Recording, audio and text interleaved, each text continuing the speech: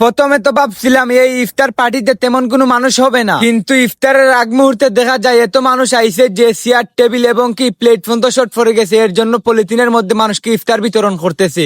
তো চলেন শুরু থেকে শুরু করা যাক। আসসালামু আলাইকুম গাইস, আইছিলাম বাজারে, টাকা খরচ হয়েছে 1000। আসছিলাম জরুরি একটা কাজে, এখন টাইম 5:35 বাজে। আমি কোথায় কোথায় মারি চন্দ, যেহেতু এটা রমজান মাস চলে, কম বেশ সব মানুষের মুখের ভিতরে ঘরের হালকা হালকা গন্ধ। এটা কোনো ব্যাপার না, রমজান মাস আসার পর আমার মুখেও হালকা হালকা গন্ধ করে। এখন যাইতেছি বাড়ির দিকে, আজ আমাদের পাশের বাড়িতে একটা ইফতার পার্টির দাওয়াত আছে, এর জন্য আমি যাইতেছি। আর আমি যতই গ্রামের ভিতরের দিকে যাইতেছি, যেই বাড়িতে ইফতার ওই বাড়ির সামনে ততই মানুষের ভিড় দেখা যাইতেছে। আর গাইস, আপনাদের কাছে আমার একটা হাম্বল রিকোয়েস্ট আছে, আপনারা ফুল ভিডিও দেখার আগে ভিডিওতে লাইক দিয়ে চ্যানেলটিকে সাবস্ক্রাইব করে দেন। আপনারা ভিডিওতে লাইক সাবস্ক্রাইব করলে আমরা নতুন নতুন ভিডিও বানাতে আগ্রহ পাই। আপনাদের সাথে কথা বলতে বলতে আমি চলে এসেছি যে এই বাড়িতে ইফতার পার্টি দাওয়াত ছিল ওই বাড়িতে আসার পর আমি সামনের দিকে কোনো চেয়ার খালি পাই না, এর জন্য আমি পিছনের দিকে একটা চেয়ারে বসছি। পিছনের দিকে চেয়ারে বসার পর আমি ভালো করে একটু পর্যবেক্ষণ করতেছিলাম, যেহেতু আরো ইফতারের 20 মিনিট বাকি আছে, এর জন্য দেখতেছিলাম আর কোনো মানুষ আসেনি। যেহেতু আরো টাইম বাকি আছে, দেখি একটু অপেক্ষা করে, মানুষ আসলে তো ভালো, না আসলে তো আর কিছু করার নাই। দেখেন আমার সামনের দিকে অনেক চেয়ার খালি রয়েছে, আমার পিছনের দিকে অনেক চেয়ার খালি রয়েছে। যাই হোক, কিছুক্ষণ অপেক্ষা করার পর মাগরিবের আজান পড়ার আগে দেখা যায় মানুষ এসে সব ভরে গেছে। মানুষ এসে সব চেয়ার ভরে যাওয়ার পর অনেক মানুষ আইসা মাটিতে বসে পড়েছে ইফতার করার জন্য। যাই হোক, আমরা আরো কয়েক মিনিট অপেক্ষা করার পর মাগরিবের আজান দিয়ে দেয়। মাগরিবের আজান দিয়ে দেওয়ার পর আমরা ভালো করে ইফতার করে ফেলি। ইফতার করার পর আমি এই বাড়ি থেকে বেরিয়ে সোজা চলে যাই